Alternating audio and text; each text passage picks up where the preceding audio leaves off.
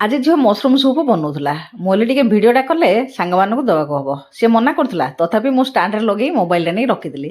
Editing କଲାବେଳେ ଦେଖିଲି ସେ କେଉଁ ଭଳିଆ କରିଛି। ଚାଲନ୍ତୁ ଦେଖିବା। ମସରୁମ୍କୁ ପ୍ରଥମେ ଧୁଆଧୁଇ କରି ବଛାବଛି କରି ନେଇ ଆସିଲା। କଢ଼େଇ ଗୋଟେ ଗ୍ୟାସ୍ ଦେହରେ ବସେଇ ତା ଦେହରେ ତେଲ ଦେଇ ଦେଇଦେଲା କଞ୍ଚାଲଙ୍କା, ରସୁଣ, ପିଆଜ।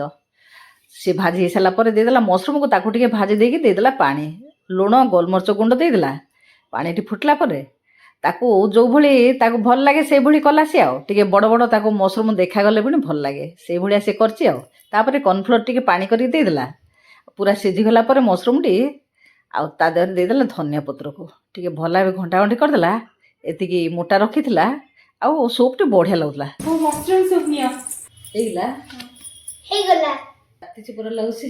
ହଁ ପୁରା କାଟି ଦେଇ ବଢିଆ ସୁପ୍ ବନେଇଛି ନା ବୋଉ। ବଢ଼ିଆ ଲାଗିଲା। ଭଲ ଅଛି।